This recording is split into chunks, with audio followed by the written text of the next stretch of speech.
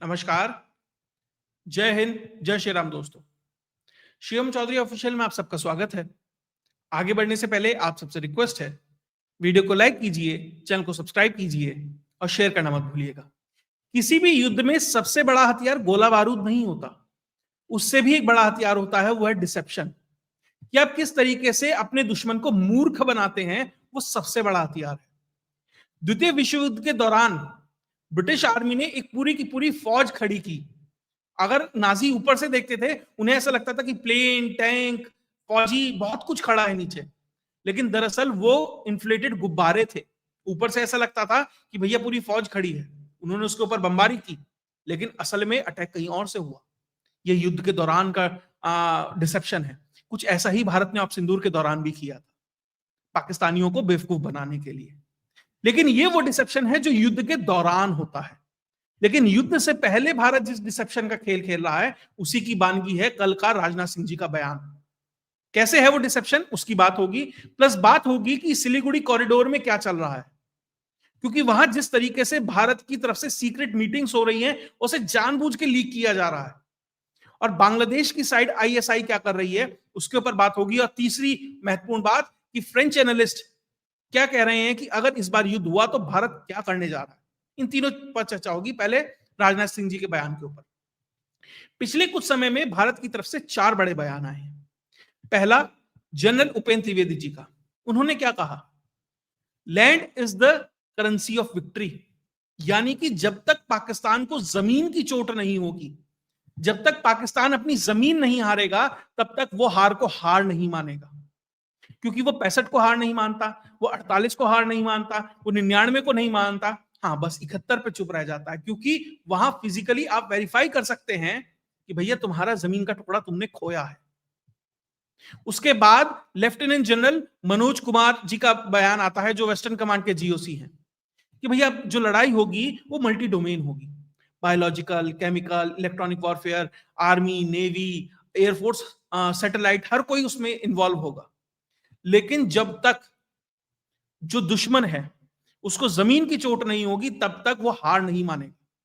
और भैया वो पाकिस्तान को भी हो सकती है, वो बांग्लादेश को भी हो सकती है, जिसका इस्तेमाल पाकिस्तान और अमेरिका मिलकर भारत के खिलाफ कर रहे हैं। प्रधानमंत्री नरेंद्र मोदी भी भूटान की धरती से कहते हैं कि भैया ऐसा है, जो जहां भी छुपा है, जो भी परपिट्रेटर है और जो इनके पीछे है, हर एक को सजा मिलेगी।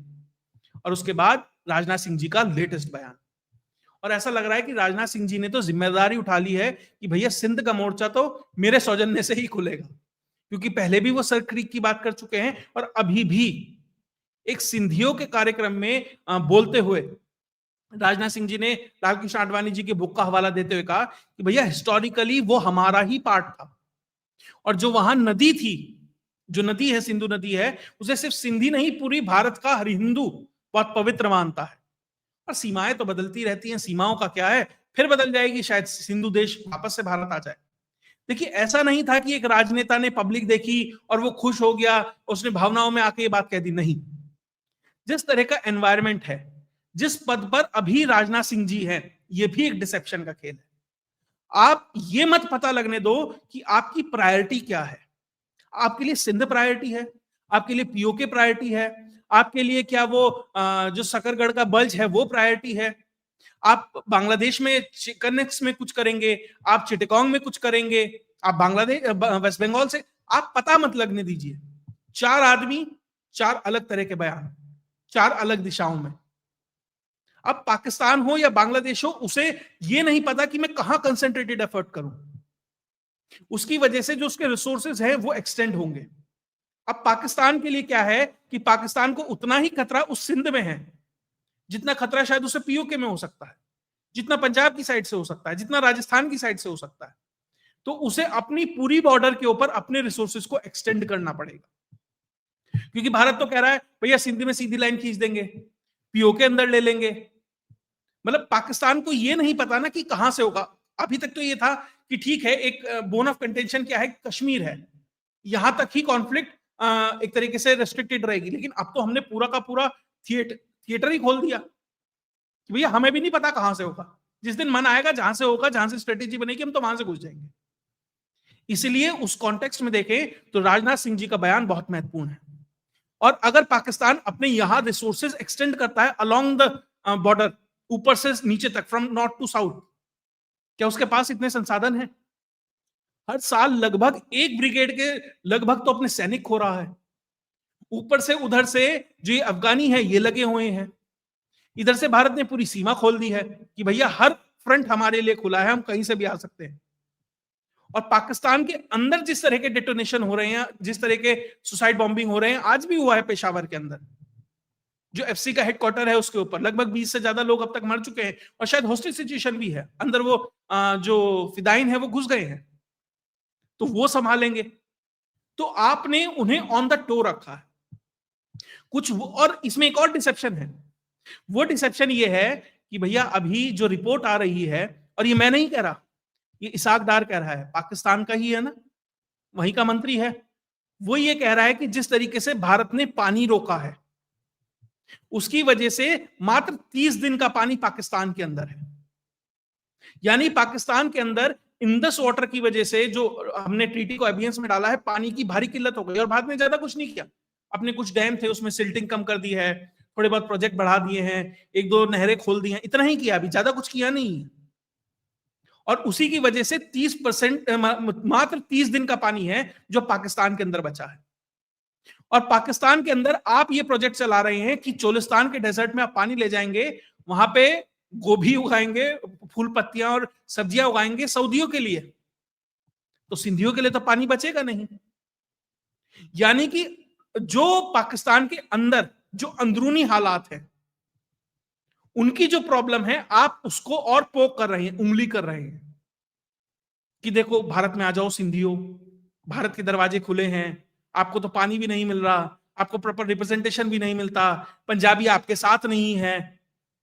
तो अब देखा ना वहां पे जो वहां का सिंध का मूवमेंट है, उसके ही जो लोग हैं वो खुल के आने लगे हैं, अरे राजनाथ सिंह जी बड़ा अच्छा कहा है, आप यहां से सिंध में कुछ करें ना करें। बहुत लोग कह रहे हैं कि ऐसे सीधी लाइन खींच दीजिए, वैसे कर दीजिए, ठीक है वो भी ऑप्शन है, कर लीजिए, कोई दिक्कत नहीं है।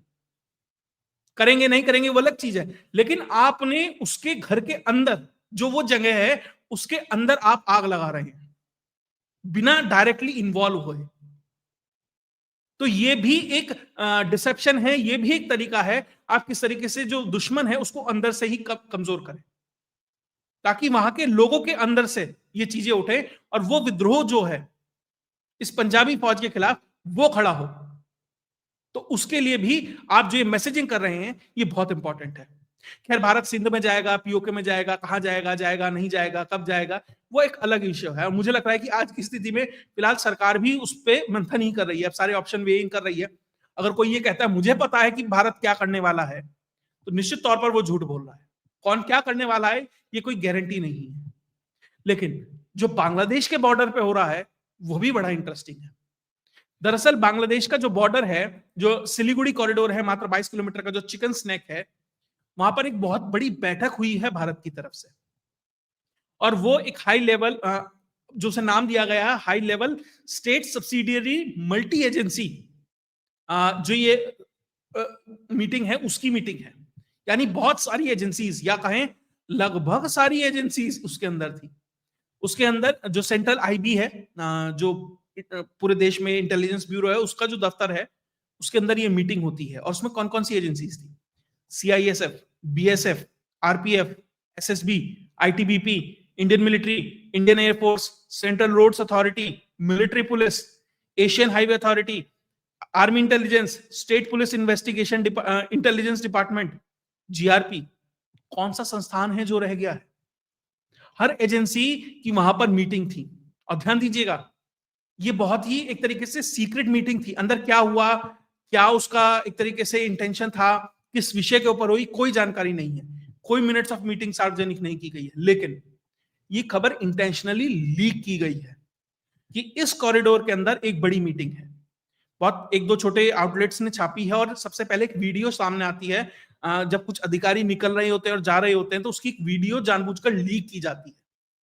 और उस वीडियो में जिस तरीके से आदमी बात करता है तो समझ आ जाता है कि आप लीक कर रहे हैं इंफॉर्मेशन, कि भैया हम किस तरीके से यहां तैयारी कर रहे हैं।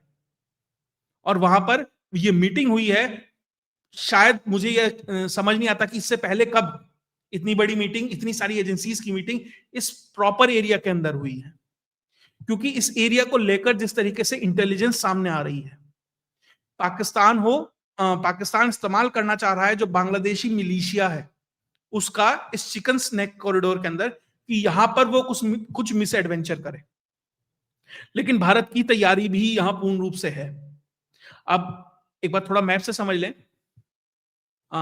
तो ये जो बांग्लादेश का ऊपर का छोटा सा हिस्सा है, ये लाल मुनीर हाट बेस है येलो कलर में। उसके ठीक राइट साइड में जो डुबरी है, जहां पर रेड सर्कल है, यहां पर भारत ने अपना एक गैरिसन स्थापित किया है।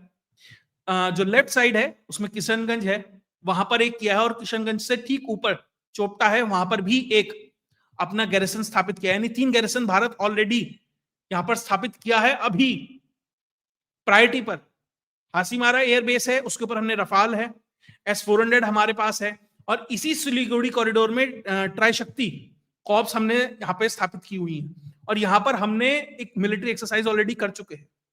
यानी ये इंटेलिजेंस भारत को काफी समय से है कि पाकिस्तान की तरफ से बांग्लादेश का इस्तेमाल कर यहां से कुछ मिस एडवेंचर करने का प्रयास है। और वो प्रयास किस तरीके से किया जा रहा है?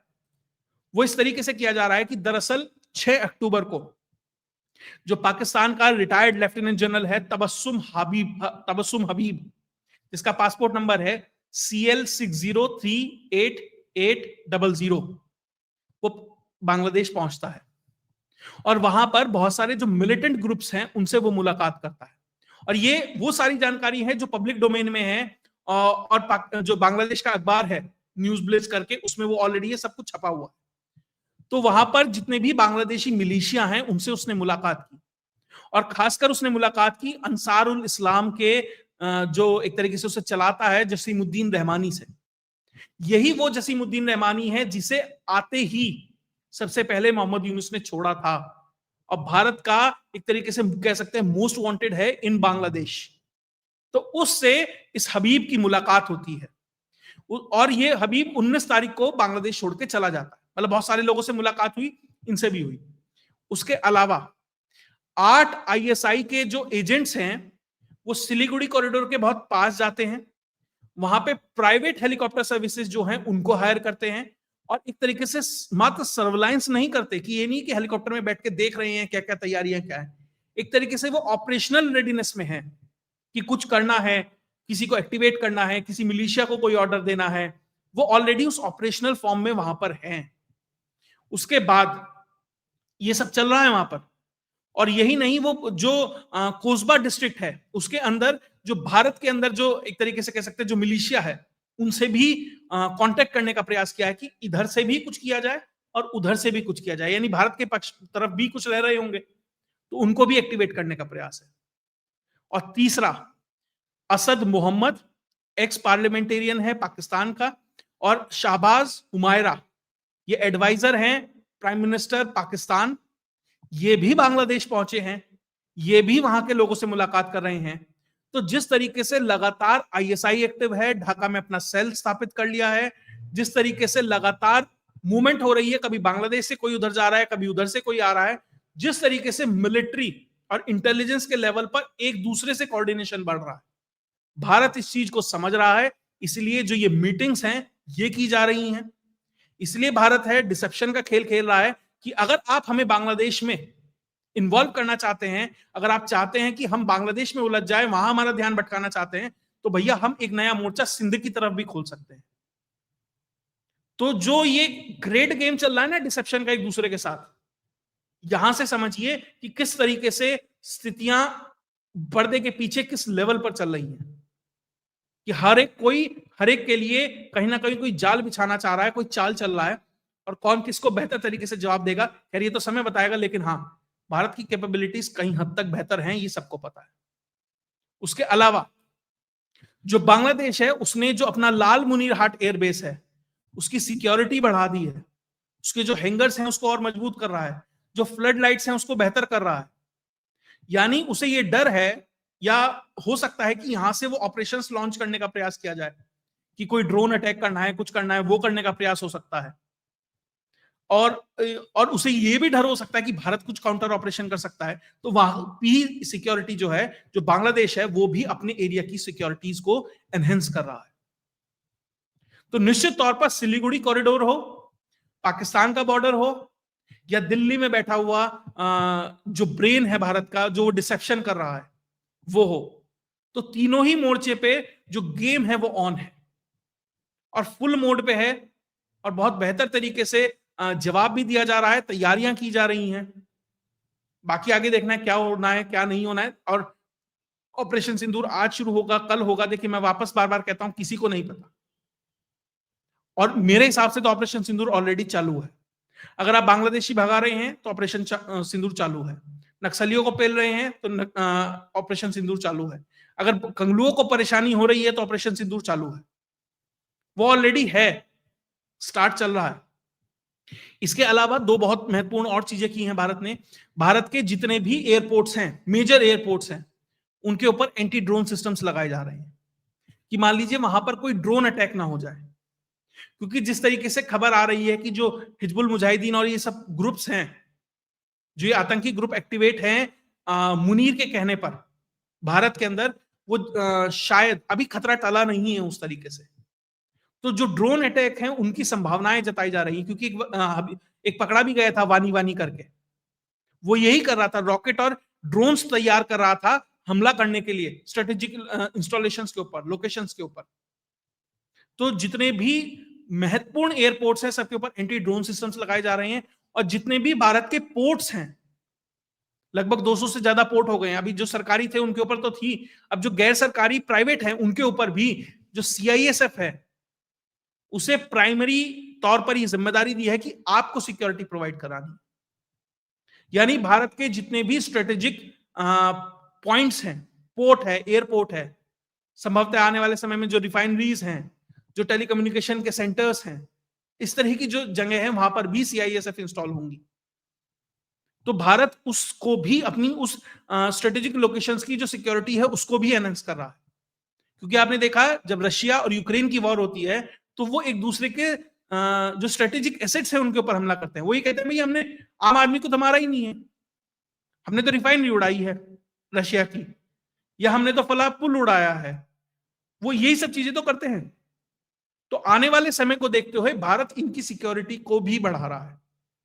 इसका मतलब पीछे चल बहुत रहा है, दिखाई थोड़ा दे रहा है, लेकिन जो भी है तैयारियां एक लॉन्ग टर्म तैयारी है कि आने वाले समय में ये चीजें लंबी चलेंगी।